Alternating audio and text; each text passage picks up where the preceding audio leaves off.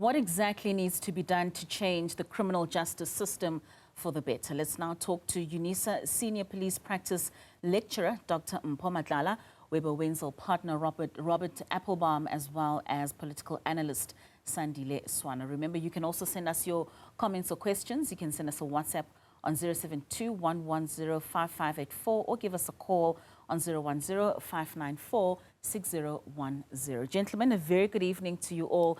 Thank you so much for your time and for joining us this evening. So we are talking functional amnesties, particularly for police and institution reform. And I mean, this is really about giving special forgiveness to certain parts of the police. Robert, 5 years ago, you were part of a process that was calling for a proposed conditional amnesty process in order to address entrenched corruption. And this was particularly at the time of the Zondo Commission. Maybe let's start off with you just giving us an explanation of what you understand to be functional amnesties and how they differ from traditional amnesties. Good evening, and thank you for the opportunity. So 5 years ago, out of sheer frustration, watching Zondo Commission, watching state capture, and watching very little happening, myself and 3 colleagues decided to research what else could be done, and we came across some very effective tools being amnesties. And what we looked at was where these had been successful, what made an amnesty successful, and how to actually get this across and become effective.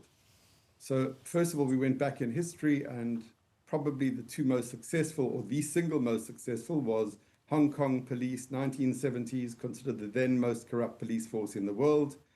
And they'd given up everything, locking people up, doing whatever they could, couldn't actually stamp it out, and eventually came up with an amnesty which had, and I know I received lots of criticism at the time, but the amnesty related to both the carrot and the stick. And I suppose first of all was implementing the stick and scaring people into reacting properly, and the amnesty essentially had different parts. One was coming in and confessing one's crime. The second part was engaging with law enforcement and bringing everyone that had been involved in the crime itself into the ambit, so that information was given. And then I suppose the last part of that was disgorgement of whatever corrupt proceeds one had received. Now, in order to make this effective, I suppose one of the easiest amnesties to look at would probably be the late Pravin Gordhan in his role then as the head of SARS.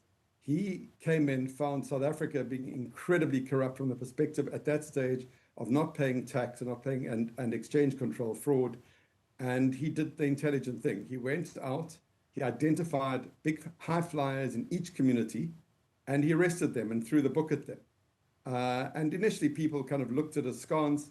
And when the bigger names in every single community got caught up in the net, including the then chairman or the chairman of Orlando Pirates, everyone took notice and sat up. And I can tell you law firms in those days were inundated with people taking amnesty. So the issue very simply is one, no one is suggesting that people walk free and continue behaving and recidivism and do it next week after we've got the amnesty, but it's taking it really seriously, enforcing it seriously. The one issue is going to be one has to sell that to the public. And then who's going to enforce the amnesty, which is probably the scariest one, watching the Matlala Commission right now, who is to be trusted, and watching Shamida Batoyi, who 5 years ago attacked us personally and professionally, now saying in the last few days, who can one actually trust in the system? So I don't have the silver bullet, but I'm pretty sure we know how to put that silver bullet together. Right. Sandile, I mean, Robert speaks about using a methodology of the stick and the carrot, and the stick, of course, being prosecutions. And prosecutions really need to have teeth in order for the system to actually work out. What do you think of this approach? Do you think it might be effective in order to reform our police and some of these institutions? I think that we are nowhere near a solution, and I don't think this is the proposal is going to take us to the solution. First of all, we need to know the source of the problem. If we listen to Tantlam Kwanas, the reason why, for instance, there are political killings is people fighting over tenders. If you listen to Thabo Mbeki, why there's endless fights in the ANC, is people fighting over resources. So if you do not address that, it's not about the police. This is not a functional problem related to the police. So that's the first thing. You need to address the root cause. Why are we having all these fights and this dysfunction? There have been many amnesties in South Africa. There were financial amnesties through the Reserve Bank, SARS, those types of people. Yeah, the Truth and Reconciliation type of amnesty, which we discovered later on that Thabo Mbeki and others in the state and in the National Party were actually sabotaging the implementation of the prosecutions. And when you have a continuation of repeating a situation where people are forgiven, they don't repent, they don't change. Instead, they still continue covering up and creating new types of crime in South Africa. What that does is that it's sowing the seeds of a revolution in South Africa. Dr. Matlala. Yes, finish your thought, Sandile. So what I'm saying is that probably you are headed for a similar situation like we already have in West Africa, where one young man is going to stand up and say, now we're sick and tired of this thing. And all these upper class guys have been chowing the money, killing people and doing this. Now we need to establish a dictatorship. I think that needs to be at the back of our minds as we discuss this. All right. So Dr. Matlala, I mean, Sandile is saying that this is not a functional problem related to policing itself. Do you think that these reforms can help address some of these systemic issues within SAPS without undermining accountability? No, thank you. I think first let us understand the context of amnesties. They're merely just leniencies to reach a particular goal or purpose. And amongst the intended purposes is to encourage whistleblowing. So the amnesty comes as an incentive. And also to clean up the organization and address systemic problems, be it misconduct in any form or corruption. But by and large, they are also aimed at organizational brand renewal and rebuilding public trust. Now, if you're asking me if amnesties work, each and every amnesty regime has its own intended core output. And I'll give an example. In Ghana, in the 1980s to 1990s, amnesties were given to those that stole on condition that they return the stolen property. So the core focus was really restitution. But then you will have South Korea around 97, 2008. The core focus was economic stabilization because there were financial scandals in corporations, and they were given presidential pardon if they confessed. But the difference with our commissions is that the Madlanga Commission, for example, is inquisitorial. Its terms of reference says it can only make recommendations. And from that point onwards, we will have to see who will take away take the process forward. There was also another, the Woods Royal Commission of the 1990s, probing into the New South Wales police. That one was prosecutorial in nature. It had powers to recruit informers. It had powers. In fact, one police official who was the bookmaker, brokering deals between criminals and corrupt officers, was in fact arrested, and he confessed, and he was put back into the field as an undercover cop. And when he gave evidence, he was put into witness protection program. So that is the kind of a prosecutorial type of commission of inquiry. But let me end it by saying, when you look at the British model, it's probably something to benchmark on. In the year ending 31st March 2025, about 735 police officers had been arrested and dismissed from work for various mischief, criminality, domestic violence, dishonesty, sexual harassment in the workplace, sending inappropriate messages. But what is important about the British model is that the policing college, or the police college in the UK, serves, facilitates training and development generally, but it is also a professional that determines a professional body. Dr. Matlala, your audio there. To actually revoke licenses. Okay, Dr. Matlala, I think we just need to re-establish your line. We missed a little bit of the last end of your response. Let's quickly take a quick break. We are talking about ways in which to fix the policing system and just some of the functional amnesties that could be considered in order for us to find a way forward. Do stay with us. We're going for a quick break. Do stay with us. Welcome back. You're watching the late edition. We are talking functional amnesties for police and institutional reform. We are speaking to UNISA Senior Police Practice Lecturer, Dr. Mpho Matlala, Wentzel Partner Robert Appelbaum, and political analyst Sandile Swana. I believe we have a caller on the line, Zach from Ekurhuleni. Very good evening to you. What are your thoughts today? Good evening, ma'am. My thought, ma'am, in this matter, as I said, I'll start with the matter of Ekurhuleni. The matter of Ekurhuleni, I think the chief of police, as he has power, he would have charged Mr. Mkhwanazi. And again, Mr. Kolani Misa, he is speaking about the city manager.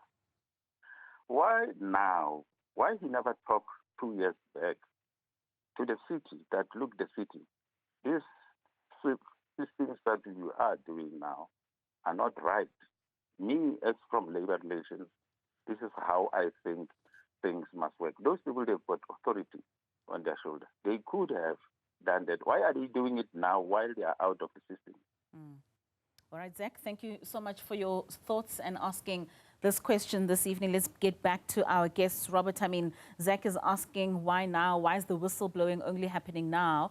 But earlier on, both Sandile as well as Dr. Matlala seemingly not convinced with the functional amnesty methodology that would be used, and with Dr. Matlala saying that it focuses on leniencies that are to be achieved in order to get a certain goal or a certain focus, and that would be with whistleblowers.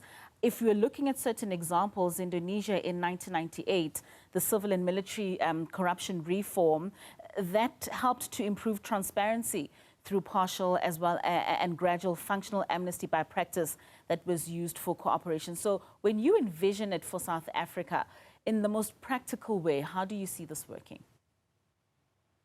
Well, thank you. So first of all, Mr. Swana made a comment about this being relating to the police. The police is only one tiny element of corruption in South Africa. They are just a cog in the wheel.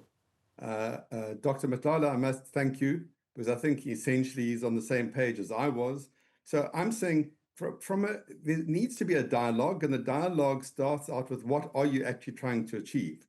But right now we have corruption that is totally out of control, and how does one actually curb it? So if you one of the leading authorities on amnesty is a lady called Mari Shen, and she talks of this is last resort strategy.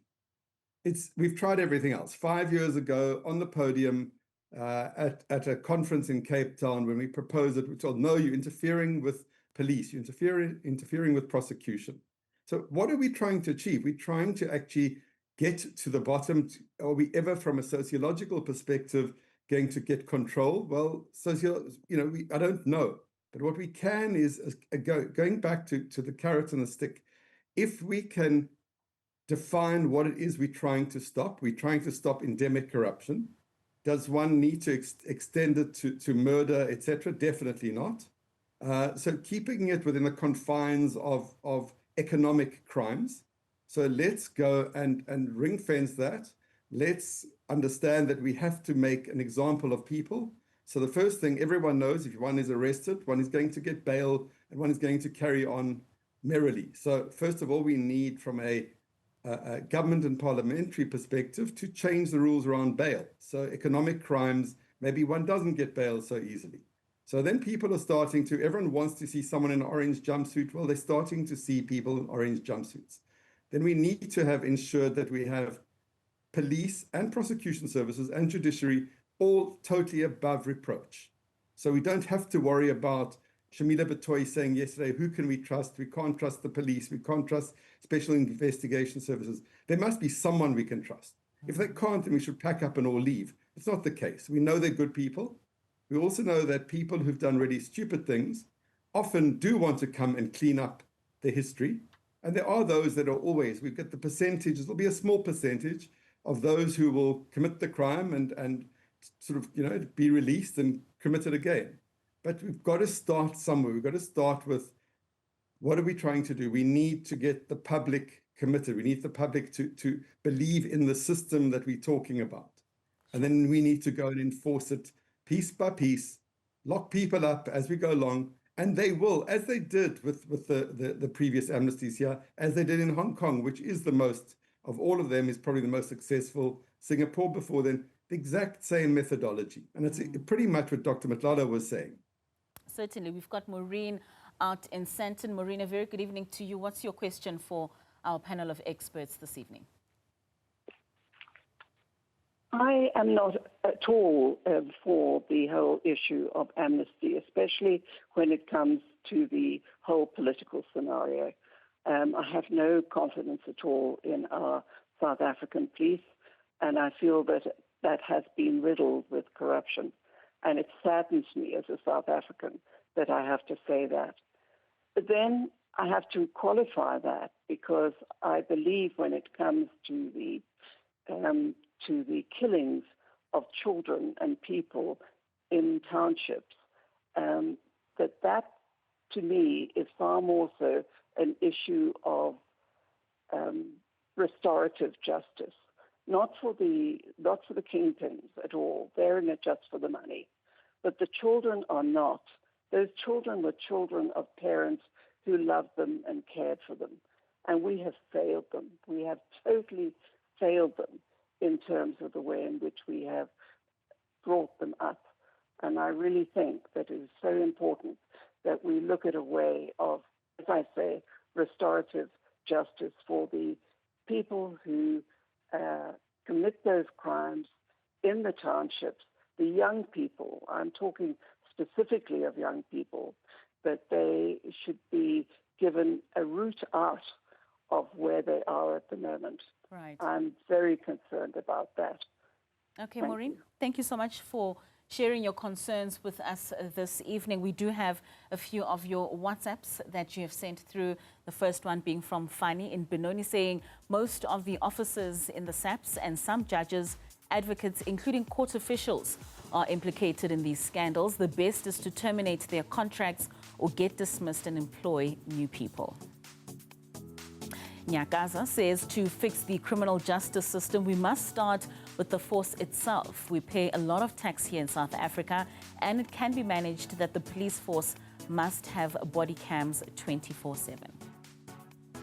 Good evening. The problem is mostly with NPA because police make arrests, then courts fail.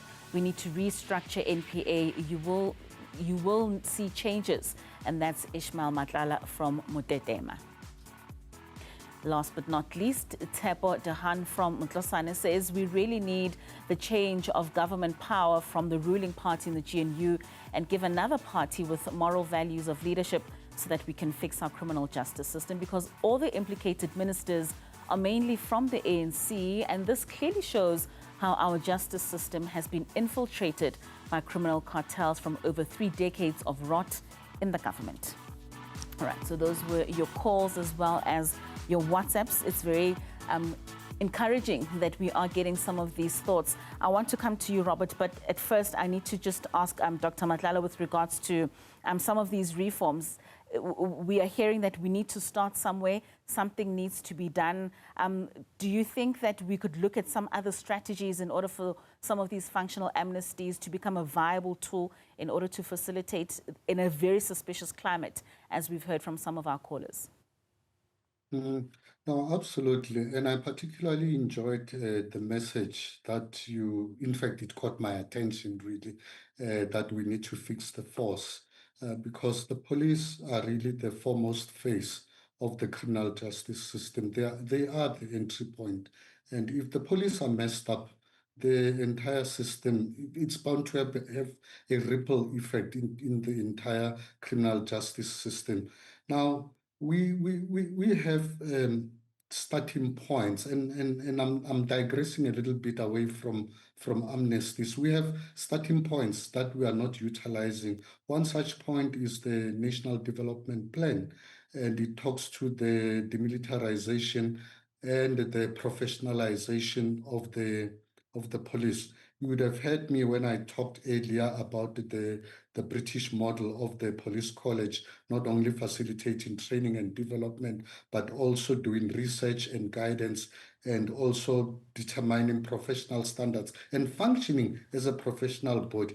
Now, the NPA, the courts, those are lawyers mostly. They have the LPC, Legal Professions Council, the Magistrates Commission, and the Judicial Service Commission. What do the police have? We need a professional body that will be able to give out practice license, that when members of the public have complaints and they go out to the police and they don't get any satisfaction, they can report to the professional body, and that professional body should have the power to revoke practice licenses. And the police should then say, just like nurses, if your practice license, nurses, teachers, or doctors, if your practice license is revoked, you are not allowed to practice, and therefore you cannot be employed. I don't think that we should go the amnesty route here in South Africa because the dynamics are different. Corruption is endemic and has too many faces, too many nuances, and I fear that in our context as South Africa, giving out amnesty, dishing out amnesties, may in fact have unintended consequences of promoting impunity, because I fear that we will have those type of people who will say, we'll become mischievous, and after that, we'll confess and we'll get amnesties. I think we need to be harsh because we are a young democracy, and I think Ubab Sandile is correct that this is a threat to national security. If we have police generals who are rogue, what if we get to a point where they mix with military generals who are also rogue, Right. And then we have a coup on our hands. Okay, let's hold it there, gentlemen. We just need to go for a quick break. We are discussing some of the strategies that can be employed in order for us to fix the criminal justice system in its entirety. Do stay with us. Welcome back. We are continuing with our question for today in how we are fixing the criminal justice system for the better. Sandile, before the break, Robert mentioned that this is a last resort strategy. He said that everything has been tried and tested. It has not worked. We need to start somewhere. What do you think needs to be done? I mean, Dr. Matlala speaks about possibly introducing a professional body like we've seen in other professions. Thank you. First of all, I don't think everything has been tried. I think a lot of the things that should have been done have not been done. And I would still recommend that those things that were not done must still be done. I'll give you an illustration. I think in 2016, Kenneth Brown, the Chief Procurement Officer of South Africa, identified what needs to be done to fix the procurement system in South Africa, which is critical to this thing we're discussing here. When I went to see the comrades, instead of implementing what Kenneth Brown said must be done about the procurement, they got rid of him. And then later on, I went to see the acting Chief Procurement Officer. And I did a calculation. My estimates were that you have about 9 billion rands per month. That is non-value adding procurement. Now, there are professional methods of ending that. And they are known, they are documented at National Treasury as I speak to you. That step been taken, and it can still be taken. It will save a lot of lives. It will actually cut down on corruption in South Africa, just using professional skills in the procurement sector. Because, let me add, I taught risk management and fraud management for 14 years at least. Once you create an opportunity for criminal activity to take place and you leave that opportunity open, then it's going to be used. And that is the problem. So there's a number of things that cut across government. And the last one I will say is that leadership is the biggest problem in South Africa. When the solutions are brought, there are many professors, many consultants, many experts have brought solutions to the government, and the leaders don't actually adopt those solutions. Even now, we have a situation where the cabinet has been reshuffled, but there are rumors that in actual fact, it has been reshuffled for corrupt purposes. So we have very serious leadership problems in South Africa, and I think we need to face that. The police, why are the police being accused of corruption? Because if people are corrupt and then they realize they are going to be arrested, they need to corrupt the police and go beyond and corrupt the prosecutors, go beyond, corrupt the magistrates. But it doesn't start with the police, it doesn't start with the prosecutors, it doesn't start with the magistrates. It starts somewhere else. And the biggest problem we have is a leadership problem in South Africa, and we're not addressing that. And the DA and big business are actually part of this problem. It's not just the ANC. This problem is actually being fed and nursed and fattened up by three entities, the ANC, the DA, and big business. Robert, I mean, to what Sandile is saying then, what safeguards would you say are essential to prevent the misuse of strategic amnesties, particularly in a politically sensitive environment such as ours? So thank you. I mean, I've been listening and I still don't see, I mean, I hear, okay, that amnesties aren't going to work and that we should start out by kind of having a more professional police force. That kind of begs the question as to who's going to do this and who there do we trust and how do we set those rules and the guardrails. And so I'm still not hearing, I mean, right now we are in the middle of a crisis. 5 years ago, I pointed out that at that stage, no one was wearing orange overalls. We were told that not to worry, these were all coming. And I agree, it's endemic that it goes, the police, prosecution, you know, the very idea that it goes into the magistrates and judges is just too terrifying for me as a lawyer to even contemplate. So, you know, it's a kind of anathema for me to even think or say. But the truth is, I still can't see anything. We are having a crisis. We need to do something to stem it now. And what are we doing? We're going to have another commission maybe that has no teeth, that goes nowhere. We can go from Zondo Commission, we can talk about the PIC Commission. I mean, nothing has arisen. The current commission, where's that going to go? Make recommendations and what, in 3 years, 5 years? So I despair. I agree with Sandile. I agree it is all about leadership. So my whole thesis is predicated on, if we were to propose an amnesty, who would in fact run it? Who would be presenting it? Who would be setting up who the non-corrupt prosecutors, police, and judges and magistrates are. Are we then going to talk about? And I've looked at the PIC report, and I think it's a great report, very well written. But it's one about the victors and the vanquished. It's not fair, and one, and two, nothing ever came of any of it.